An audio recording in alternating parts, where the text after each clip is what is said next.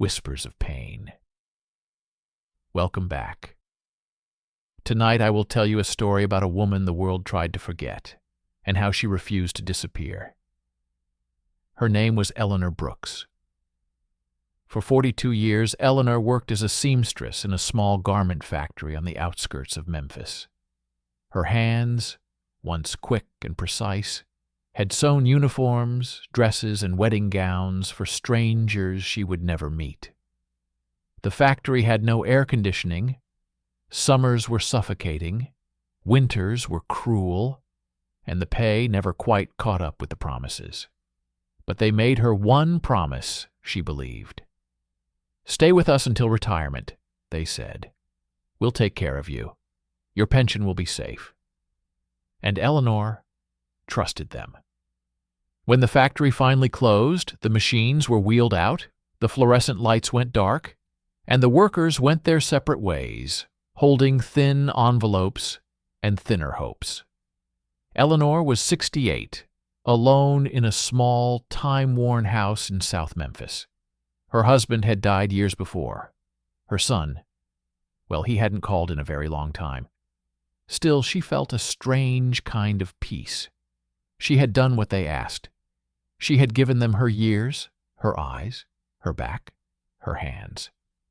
Now surely the pension would carry her through the rest of her life with, if not comfort, at least dignity.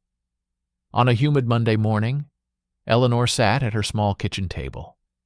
The fan in the corner of the room clicked with every turn. On the table, a chipped coffee mug, a folded letter from Social Security, and a pen with fading ink. Her pension was supposed to start this month. She had circled the date on the calendar, in bright red, as if it were a holiday. The mail came late. She waited by the window, watching the street. Kids rode bicycles. A stray dog limped across the cracked sidewalk. Somewhere down the block, music leaked from an open window. Then she saw him. The mailman. Blue shorts, white shirt, sun-beaten cap. Rolling his cart down the street, her heart began to race. Not from joy, not exactly, but from the heavy, trembling hope that this moment would prove she hadn't wasted her life. The envelope with the company logo was there, thin, too thin. Eleanor carried it back to the kitchen, her fingers trembling. She sat down, slid a butter knife along the top, and unfolded the single sheet of paper inside. It took her a moment to understand. "Dear Miss Brooks," it began, "we regret to inform you that, due to unexpected financial restructuring and the dissolution of our pension plan, you are not eligible to receive the previously anticipated retirement benefits." Her lips moved silently as she followed each cold, printed word. "Not eligible. You are not eligible." Her eyes burned. For a long time she simply stared at the letter, as if the ink might rearrange itself, as if the truth might twist into something kinder. It didn't. The fan kept clicking. Outside a car passed, bass vibrating through its frame, invisible and indifferent. Inside, Eleanor felt something loosen in her chest, then sink, like a stone falling through dark water. There was a phone number at the bottom of the letter. She dialed it. A recorded voice answered. "Thank you for calling Mid-South Garments Pension Services. For English, press 1. She pressed 1. For existing beneficiaries, press 1. For questions regarding eligibility, press 2. She pressed 2. Your call is very important to us. Please hold. She listened to tinny music, violins over static, for 13 minutes and 40 seconds, before a tired-sounding woman picked up. "Pension Services, this is Karen. How may I help you?" "Yes, hello. My name is Eleanor Brooks. I got a letter saying I'm not getting my pension. That has to be a mistake. I worked there 42 years. I was told—" "Ma'am, The woman interrupted, her voice already draining of patience. "If you received that letter, that means your account did not meet the vesting requirements when the plan was terminated." "Vesting?" Eleanor repeated. I don't understand. I stayed. I worked. I did what I was supposed to." "I'm sorry," Karen said, and Eleanor could hear the script in her tone. "But there's nothing we can do from here. The plan was restructured several years ago, and according to our system, you were categorized as part-time during the last 8 years of your employment." "Part-time?" Eleanor's voice cracked. "I was there 6 days a week." "Ma'am, I understand this is frustrating, but our records show you didn't meet the hourly threshold. You should have received notice." "I didn't receive anything," Eleanor whispered. The silence on the line felt like a door shutting. "I'm very sorry," Karen repeated, softer this time. "You're welcome to write an appeal, but the plan is closed. Appeals rarely change the outcome." The call ended. The house grew very still. Eleanor set the phone back in its cradle and looked around her kitchen as if expecting it to admit some betrayal. The cracked linoleum, the peeling paint, the dented refrigerator with old magnets holding up faded photographs. This was all she had. This, and the promise they had just taken away. The first night she didn't sleep. The second night she didn't cry. By the third night, something inside her had turned from grief to a slow, controlled anger. She gathered every paper she could find. Old pay stubs, union flyers, notices from HR, a copy of the original pension brochure with its soothing language and reassuring numbers.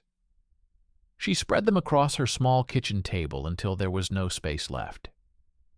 Then she went to the hall closet, pulled out a box she hadn't opened in years, and took out an old, heavy object, a tape recorder. Her husband had used it once to record music off the radio. Now, Eleanor pressed the red button and began to talk. "My name is Eleanor Brooks," she said, her voice shaky but clear. "I worked for Mid-South Garments for 42 years. This is what they did to me."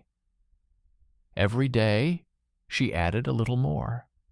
Memories of co-workers whose names she still remembered. The heat of the factory. The supervisor who'd promised, "You'll be taken care of, Miss Eleanor. Loyalty goes both ways." She said his words slowly, like a curse. Weeks passed. Her savings dwindled. She skipped meals. One afternoon, as the sun baked the street outside and the cicadas screamed in the trees, Eleanor walked to the library.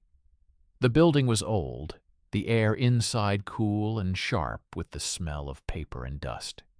She moved slowly between the shelves until she found the section she needed. Law, civil rights, labor. She had never been to college. She'd never studied law. The books were dense, full of phrases she didn't understand. But she kept reading. "ERISA," she murmured, tracing the letters on the page with her fingertip. "Employee Retirement Income Security Act."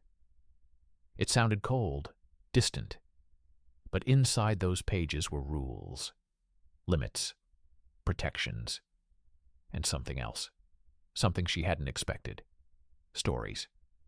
In the margins of an old casebook, someone had underlined a sentence.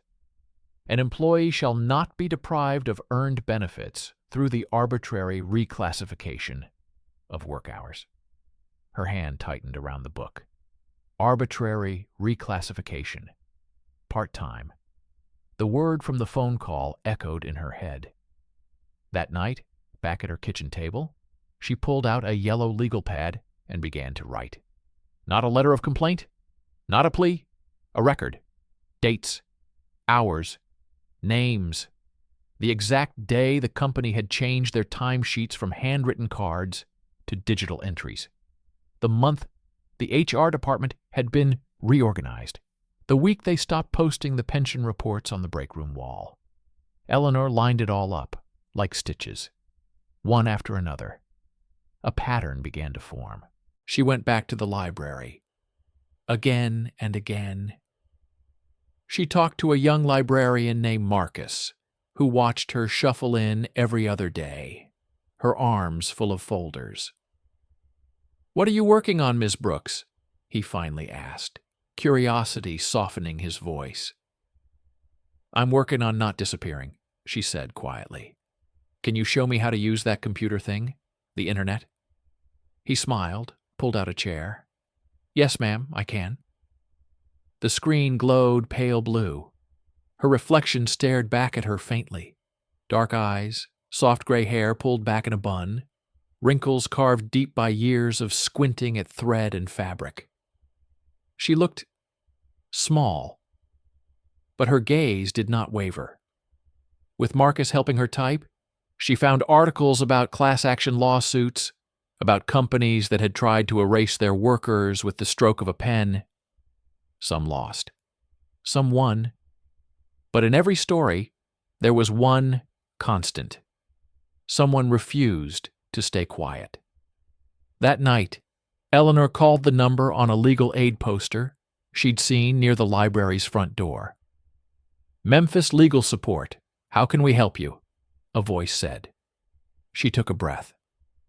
"My name is Eleanor Brooks," she said. "I think my employer stole my pension." They gave her an appointment. The office was small, the walls lined with metal filing cabinets, papers in neat piles. The attorney assigned to her case was young, barely older than her son would have been, with sleeves rolled up and tired eyes. "Ms. Brooks, I'm Daniel," he said, extending his hand. "We're a small team, but we'll do what we can. Start from the beginning. Tell me what happened." She told him everything. He listened, really listened. No script, no sighs of impatience. His pen moved quickly across a notepad, but his eyes stayed on her. When she finished, he was quiet for a moment. "Do you still have your pay stubs?" he asked. "As many as they mailed me." "They stopped doing that too, near the end," she said. "But I kept what I had." "Did you ever sign anything about being changed to part-time status?" "No." "Anyone ever tell you that your classification was changing?" "No," she repeated, her jaw tightening. "They told me if I stayed, I'd be taken care of." He nodded slowly. "Ms. Brooks, what they did might not just be unfair. It might be illegal." He leaned forward.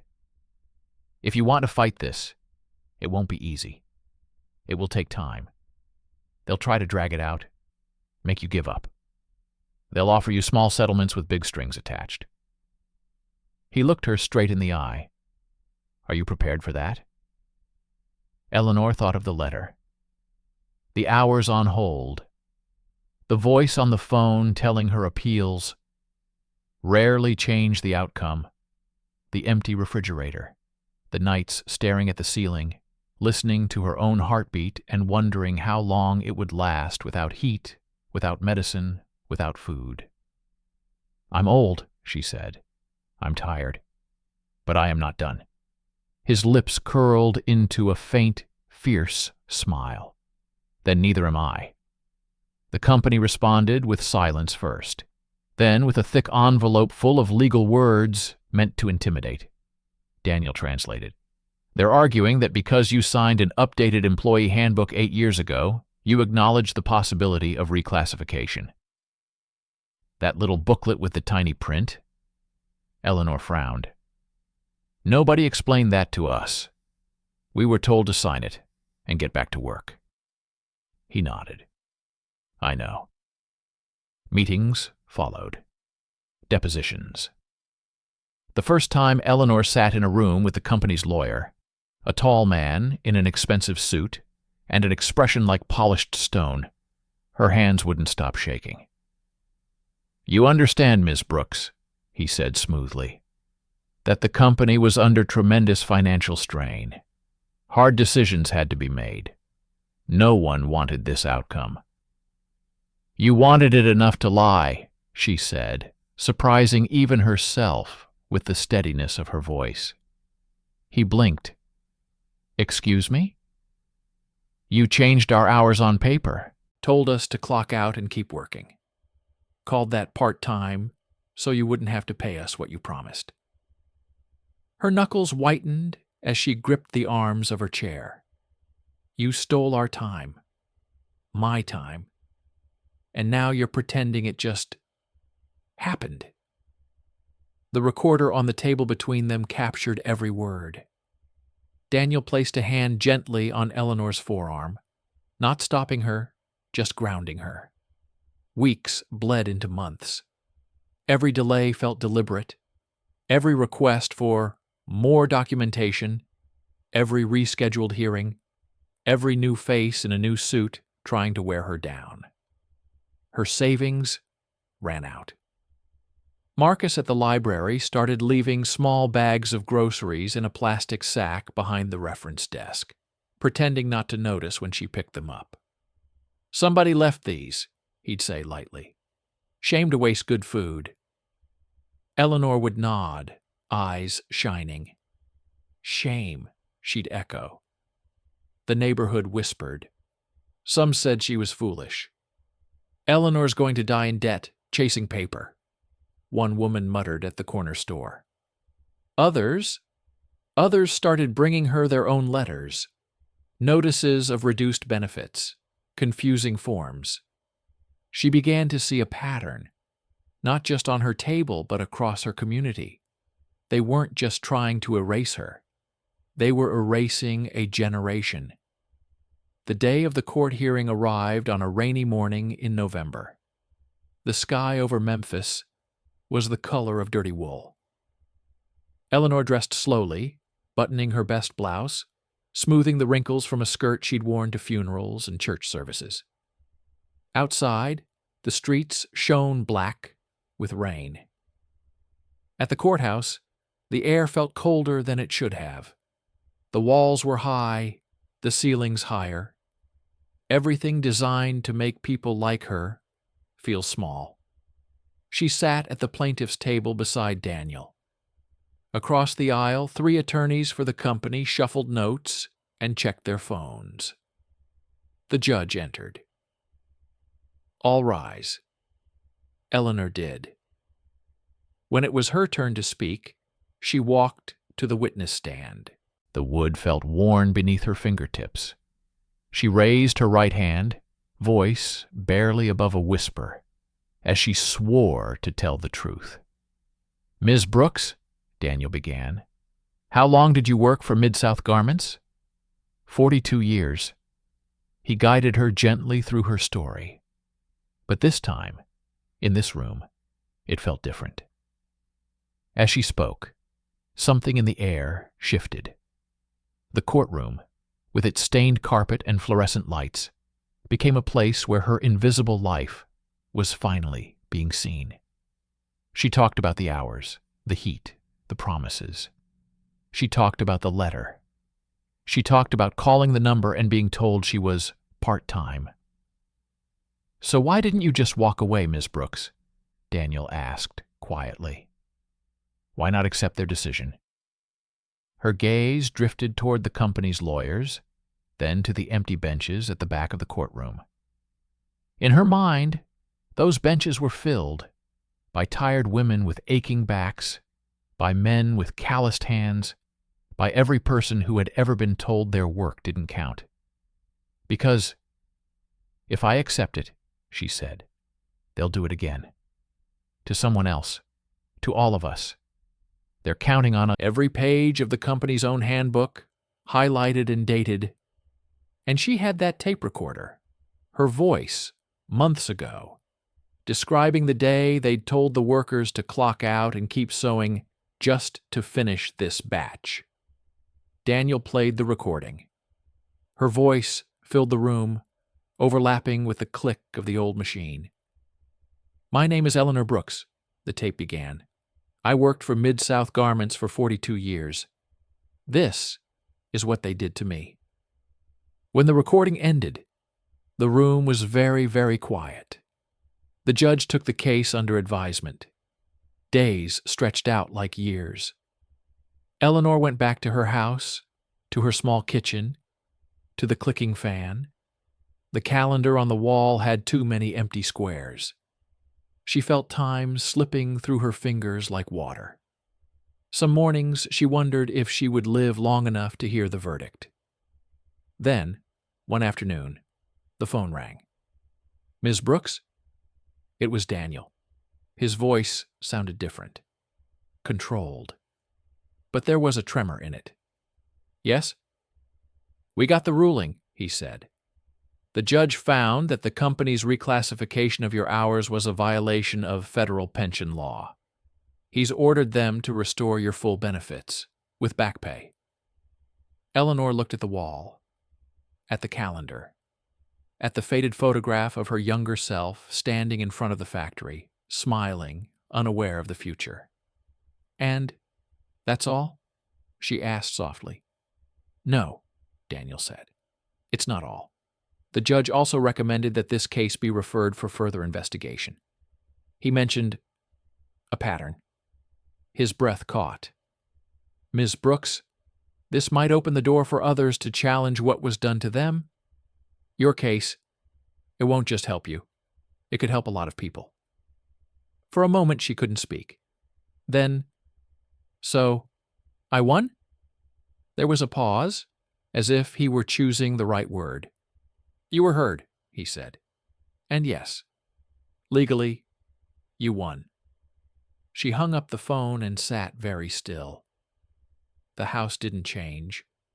The paint didn't peel back onto the walls. The refrigerator didn't suddenly fill. Her body remained old and tired, and marked by all the years that had passed. But something in the air shifted. A week later, the mailman handed her another envelope.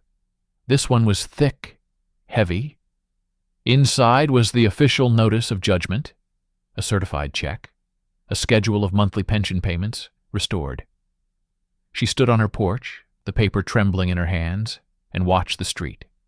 Kids on bikes. The same stray dog, older now, trotting by. Life going on, indifferent.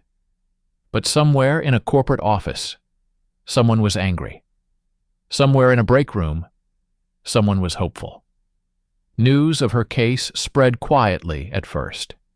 A notice on a bulletin board at the library. A small article in the back pages of the local paper. Then a blog post, a live-streamed community meeting, a pastor mentioning her name in Sunday service, saying, "One of ours stood up and said no more." People started calling. Some wanted advice, some wanted to thank her, some just wanted to hear her voice, to know that it was possible, that someone like them could stand in a room built to intimidate them and not disappear. One evening, as the sun sank over Memphis, painting the sky in bruised purple and red, Marcus came by with a small, battered laptop under his arm. "Ms. Brooks," he said, "you've got to see this." He opened the screen on her kitchen table. A video played. It was a clip of her testimony, recorded by a local advocacy group. The title read, "Elderly Worker in Memphis Fights Pension Fraud and Wins." The comments scrolled beneath, line after line. "My mom went through this too. I thought I was alone. Because of you, I'm calling a lawyer tomorrow." Her eyes blurred. "Turn it off," she whispered. "You okay?" Marcus asked. She nodded slowly. "I don't like seeing myself," she admitted. "But I like knowing they see me." He smiled. "They do, Ms. Brooks. They really do." The money helped, of course. It paid the bills, filled the refrigerator, kept the heater running through the winter. But that wasn't the real victory. The real victory was simpler and so much harder to win. They had tried to reduce her life to a line item, to reclassify her existence as part-time, to erase 4 decades with a quiet change in a computer system. They had failed. Months later, Eleanor sat again at her kitchen table, the fan still clicking in the corner. The legal pad was replaced by a cleaner notebook. The tape recorder sat beside it, its red button worn smooth. She pressed it. "My name is Eleanor Brooks," she said, her voice firm. "I worked for Mid-South Garments for 42 years. They tried to steal my pension. They tried to call my life part-time. They wanted me to be too tired to fight." She paused, then smiled. Small, but real. "But I was not part-time," she said. "I was never part-time. Not in my work, not in my worth. And if you're listening to this, neither are you." She let the tape roll a few seconds more. Then she stopped it. Outside, night settled over Memphis. Streetlights flickered on, one by one. In houses like hers, people sat with their own letters, their own fears, their own silent stories. Not all of them would make it to court. Not all of them would win. But somewhere, in the quiet of a small kitchen, at a table covered in papers, somebody would remember Eleanor Brooks, the woman who was supposed to fade away, the woman who was supposed to accept no and die in the margins of someone else's balance sheet. Instead, she turned her fear into testimony. She turned their no into a record. And that record could not be unwritten. Whispers of pain. Thank you for listening. Remember, sometimes the scariest monsters don't live under your bed. They live in systems, in silence, in paperwork. And sometimes the bravest kind of horror is refusing to be erased.